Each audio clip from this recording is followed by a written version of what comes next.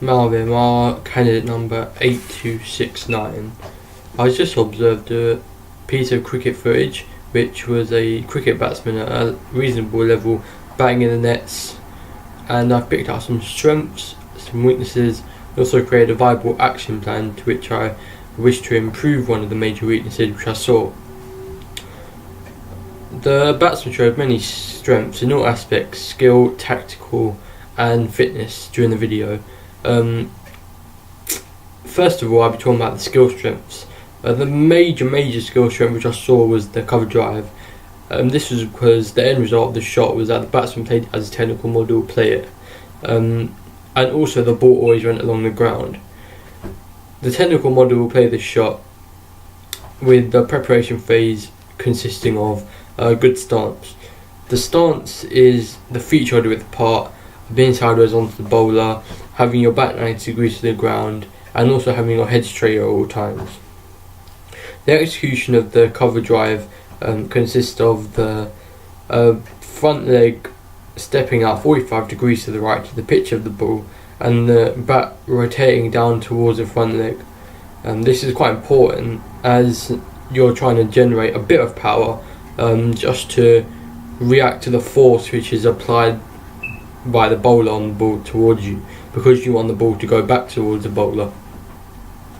During the recovery phase, during an actual match, the batsman would communicate with his other partner on the other side of the strip, either to run with a yes or not to run with a no, or a waiting if there might be a misfield, for example.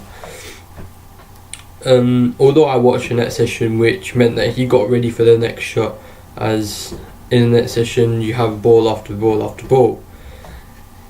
The overall efficiency of the cover drive was that it looked very fluent, and it also looked aesthetically pleasing. This is very important when you're playing at a not reasonably high level, but quite a good level, where you're playing professionally or you're playing for a club in your first team, for example. As if people enjoy watching you, then you'll have the confidence and the self-esteem to play your normal game, which will mean that you get to higher scores, like hundreds or 200 even, if you're playing a longer game such as a test match. Another skill strength which I saw was the pull shot. A pull shot is predominantly a power shot. Therefore, the major factor that made this a skill strength was the fact that the batsman generated lots of power. This was from his back lift during the stance, and when the bat came down towards the front leg to keep the ball on the ground. The pull shot could be played to hit a 6 if the bowling's short and at very quick pace, or it even could be used to hit a 4, as seen by the batsman if he was playing in a match, although he was playing in a net session, and obviously the net is there to stop the ball, so I didn't see how far he was going to go. The pull shot was also successful as the plate was balanced at all times. That meant at no parts in the video did the ball go up in the air, which in a game would have given the bowler a chance, or the fielder's a chance, to catch the ball and get the batsman out. Another skill strength which I saw was the leg lance. The leg lance in a game could be used to manipulate the field. In the video, the batsman usually played the leg lance towards a square leg umpire, square to the wicket. Although in an actual game, they could use it to play to fine leg behind square. This could be to manipulate the field. So they might want the fine leg fielder to come to mid wicket to take advantage or sweep towards the behind square, because there's no fielder there, and score more boundaries. The player also showed many tactical strengths. I'll be talking about them now. One was anticipation. Anticipation is used by cricketers at all levels, but especially in professional cricket. That's why I was very impressed that the player used it at this level. Although he may not be professional, he is still at a reasonably high level. During the video, the player used anticipation in many ways. the real factor which makes the anticipation successful is how you have a very solid position, so that when you come to play the shot, because it's premeditated, it becomes more successful and looks better than it would have if it was played a bit later. Another tactical stretch which I saw was how the batsmen capitalise on bad bowling. When you're playing at levels such as professional level or even club level, it's very important that, because you don't get many bad balls, you probably get one every 2 overs or one every over, to capitalise on them. If you even block the rest of the balls in the over, you'll still have a very average run rate. For example, if you hit a 4 off that ball, you may get 4 and over, which isn't bad, but it's still a constant run rate. You're still scoring runs at a good rate. He also showed many fitness strengths, one of which was good posture. During my skill strengths, especially for example the pull shot, the good posture is very important, because when you're playing shots like the pull shot, you want to be getting on top of the ball to keep the ball down, unless you're aiming to hit a 6 to get high amount of runs. The good posture meant that in all parts of the video the ball was always going down, which is quite important for a batsman, because you don't want to be caught out and you want to have the maximal chance of getting to the higher runs, for example 50s, 100s, 150s. Another fitness strength which I saw was power. As I said before, power is a very large factor in, for example, the pull shot, and the player showed this when he did, because the sound which the bat had on the ball was also quite loud, and the impact, the force which he applied on the ball was also quite loud, as in Newton's third law, which states that for every action there is an equal and opposite reaction. The last fitness strength which I saw from the batsman was reaction time. When you're batting, reaction time, especially when you're batting against bowlers at high paces, you want to have a quick reaction time, and this can be improved in many ways in training sessions, for example reaction balls. But this batsman had a very quick reaction time, which meant that even when he was facing quick bowling, he could adjust his body position very easily to counteract the bowling and score maximum amount of runs. Although the batsman was playing at high level, he did show some weaknesses when he was batting. As with all batsmen, even when you're playing at a professional level, there's always ways to improve. One skill weakness which I saw was the front foot defensive shot. This was because a major part is keeping your balance, and as in the execution phase, he did not do this, and it meant the leg was coming around quite a lot, which, not a lot, but it did cause the ball to go up a few times, although not far enough to be caught. It did go up, which could give the fielding team a chance to get the batsman out. Although during the preparation phase the stance was very good, as with all the other shots. The recovery phase of the front foot defensive shot was as it was a net session. As I mentioned before, he just got back into the stance ready to play the next shot, whereas in the game he would communicate with his opposing partner and say yes to run, no to not run, or waiting if there was a missed fielder and straight to fielder.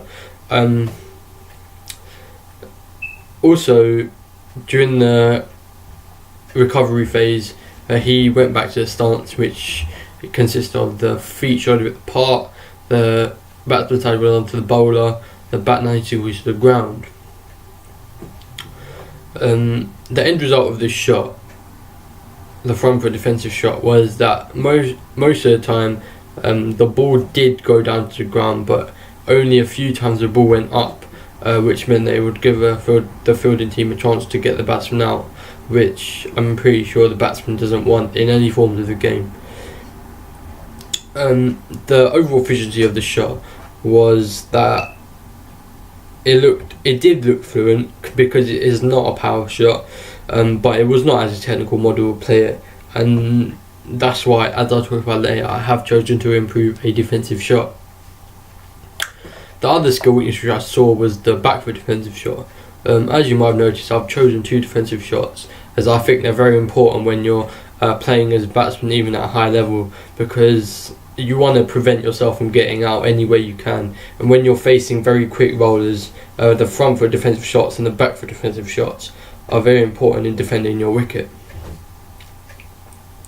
The back foot defensive shot was a skill weakness as a result of the during the execution phase, the front foot did not step back to a stable enough position, which also caused the ball to go up a few times, which, as I said before, could give the fielding team a chance to get the batsman out of court. Although during the preparation phase he did have a good stance, and the overall efficiency was usually that the ball went down, but not all the time.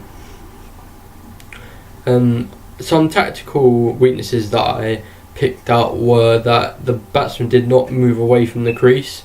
This is quite important in the formats of the game, such as ODIs and 2020s, because you want to try and put the bowlers under pressure, and one way to do that is to move around the crease and maybe go a bit to the offside to play over the keeper onto the leg side near fine leg, because that's an area where they don't usually have many fielders. They might have a third man, but that fielder may not cover until the leg side or fine leg. Another tactical weakness which I saw was that he didn't.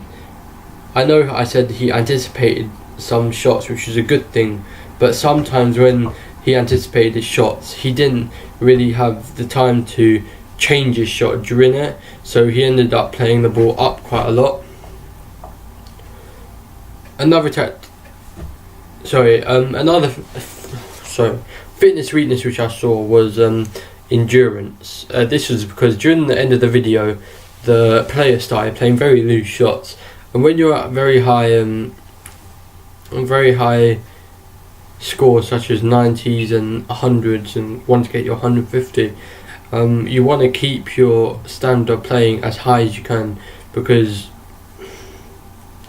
you want to get to those high scores. Also, another one was balance. I said this in the skill weaknesses with the defensive shots. Balance was a big part of the shots, and why I took them out of skill weaknesses, because when you're off balance you start getting quite flimsy and the shots start going up, which will give a chance to the fielding team to get you out. Coordination is a big part of cricket, especially hand-eye coordination, because when you're batting you want to, especially on the front foot shots, you want to make no space between the bat and the pad, and by doing that you need very good hand-eye coordination. I've made a viable action plan to try and improve a major weakness in the front foot defensive shot. This was because it's a very important shot in the game, because it prevents you from getting out, and anything that can prevent a batsman from getting out should be tried and tested. I've chosen a 6-week training course for this batsman in the video. Week 1 will consist of one session of 1 hour. Week 1 and week 2 will consist of 2 sessions each of 2 hours. Week 1 and week 2 I will use to go through the shot and the coaching points, as I will now. During the preparation phase of the shot, you'll have a good stance, which will mean that you have your feet shoulder width apart, your shoulders onto the bowler, and your bat's 90 degrees to the ground. During the execution phase, the front foot should come one step forward, not too far and not too back, because you want to be balanced so you play the shot successfully. And the bat will rotate down towards the front leg, leaving no space between the front leg and the the bat, because then the ball might sneak through and maybe bowl you, or even there could be an LBW appeal. During the recovery phase of the front foot defensive shot is that you'd either go back to the stance to try the shot again, which will happen in the next session, and also when I'm training the batsman in the first 2 weeks, or you would communicate with your partner if there's a misfield on the strip, or the fielder's misfield something, and you might capitalise on it.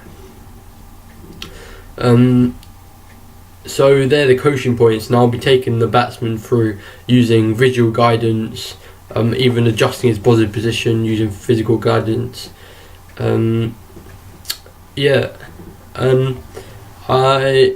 Week 3 will consist of 3 hours each of 3 sessions each of 1 hour each. During this week I'll use very tall cones, and I'll put the ball on the cone at different lengths in front of him. This will mean that he can adjust his foot whether he wants it far apart, because he might be quite tall. Well, he is quite tall, I've seen the video, or he might even be comfortable enough to do it quite close. Although when you're playing the shot, you want to be to the pitch of the ball, and because he's quite tall, he could even have a larger stride.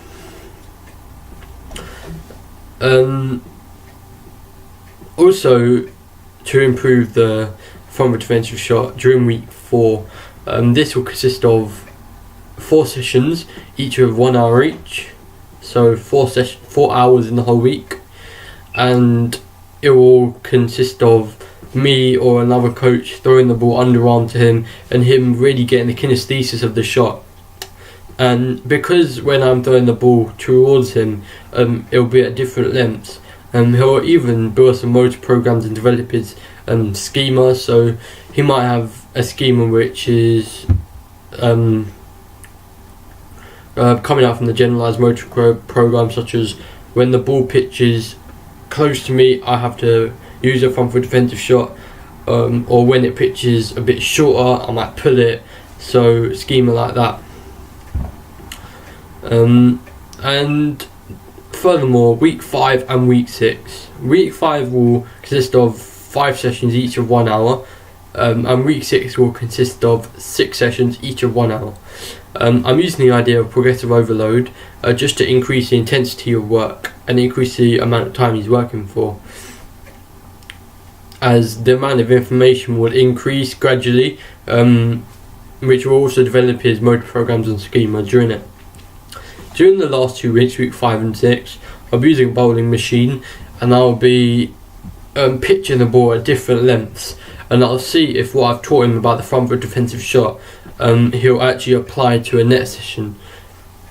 And also, the last 2 sessions will be a test, so I might get a player to bowl to him, a spinner to bowl to him, different paces, and see if he's using it correctly. Therefore, I can compare the amount he's improved, and maybe give him a tangible reward in fruit to encourage a balanced, active, healthy lifestyle, or I could give him a trophy which will encourage him to take lifelong participation in the sport of cricket.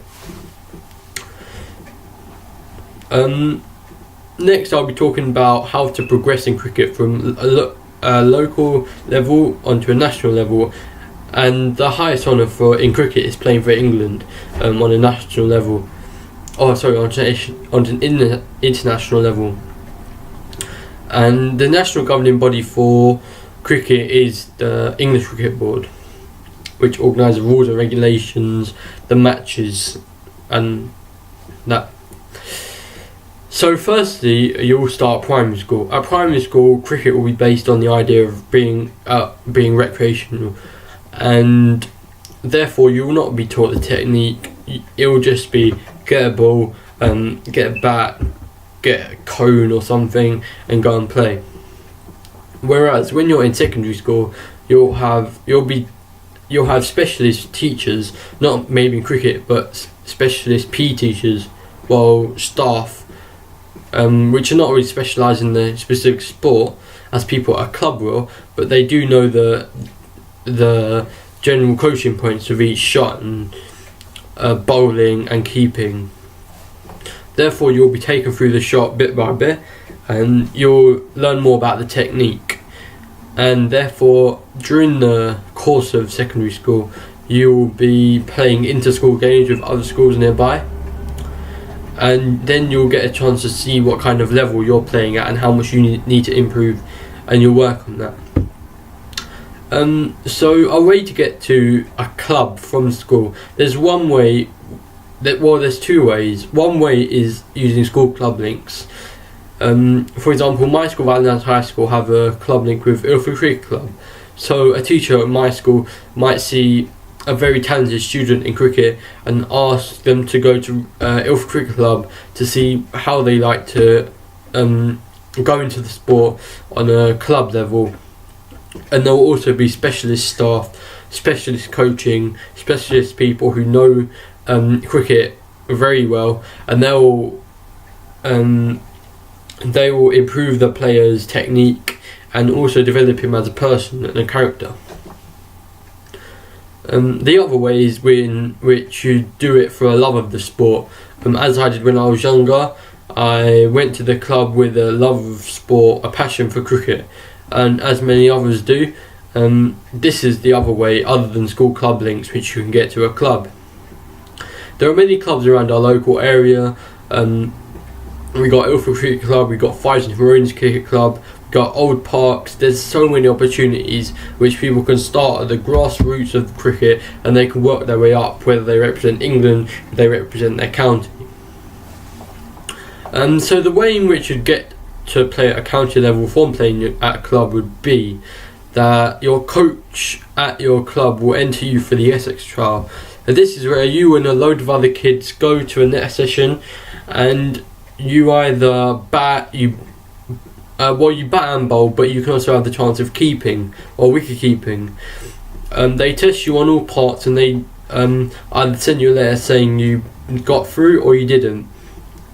So this is playing for your county is quite a large honour compared to playing for your club. So playing for your county, you can either play for a district level or you can play for your county level. If you don't get into county level, for example Essex in my area, you might be asked to trial again for district. This is not as a high level as Essex, but it is still at a high level. So you will be playing players that are very good at cricket.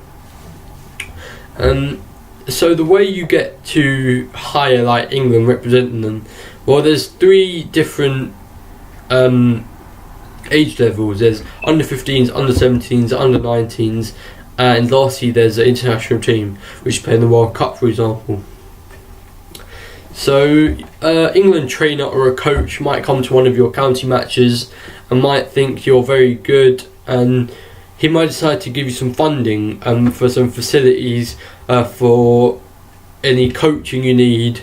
So this will be done by the English Cricket Board, which is the national governing body for cricket, and they will give you facilities, coaching, and also funding for equipment, and they'll try and make you the best player that you can be, and they'll give you all the equipment that you need to do and get to the high level. So then there are many health and fitness benefits of not just playing cricket, but as in physical activity as a whole. These are broken down into mental, personal, and social. So the mental aspects of mental benefits of health, physical activity include stress and depression. There's a reduced chance of stress and depression. These affect many people in this day and age we live in, as there's many stresses on everybody, whether it's work, whether it's a friendship, a breakup. There's many different things that can affect you. And physical activity just gives you a chance to get your mind off that and just concentrate on a game, which can clear your mind and give you a better mental state, which is one benefit of physical activity. A social benefit of physical activity is you can meet new people, and these might be people that you don't necessarily associate with, but you might bond with a friend very well the first time you meet them. Also, when you're playing sports such as cricket, you might be fielding and you might start talking to another fielder and getting to know them. So playing for a club on a good level is also a good way to meet new people. Also, developing teamwork skills is quite important, as when you're playing sports and physical activity, you're doing it. Having good teamwork skills is very important, because you want to, for example, in cricket, you want to work as a team, and when one person drops a catch, you need to encourage them and assure them that they will catch the next one, as they will be trying their best. Lastly, the personal benefits of physical activity. Well, there are also some physical benefits, which are reduced body weight. A reduced body weight gives someone the confidence, self-esteem to believe in themselves that they can do something, and this might cause them to take up other sports, take up other forms of physical activity which they might enjoy. And there's also a benefit to having a nutritious diet. For example, protein and carbohydrates are two massive groups which are both used to conserve energy. So proteins, for example, meats, are used to make energy, and also carbohydrates are used for energy. Energy is very important when you're playing not just cricket, but when you're doing physical activity, because for example, in cricket, when you're chasing down a ball, there's a high chance of you stopping it and it not going for a boundary, which may give your team a chance of winning the game.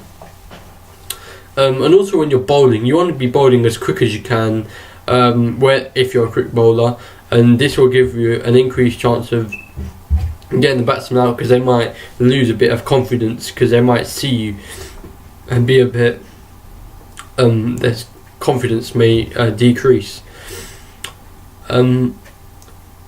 Also, when you're batting, you want to have maximum power, because that means you can score the largest amount of runs and you can get to higher scores and make yourself, and also improve your confidence and self-esteem. Another benefit of physical activity is there's a 50% reduced chance of CHD, and also disorders such as joint disorders and bone disorders like osteoporosis and atherosclerosis. This makes you have a reduced chance of injury and falling, and also having a 50% reduced chance of CHD will mean that your heart and also a difference in blood pressure with prolonged physical activity. It means your heart will not have a strain on it, which means you won't be heavy breath, you won't have shortness of breath. Lastly, it also reduces many types of cancer. Reducing cancer, although we put a lot of money into researching for it, it can change your life massively. And if you're doing some cleaning or some housework, or even going for a walk, decreases chances of it. That's a major benefit of it. Also, learning new skills is also a big positive of physical activity, because you'll feel good that you've learned something, not really on the sports side or the physical activity side, and it will improve your confidence to take up new sports and maybe indulge in other types of physical activity.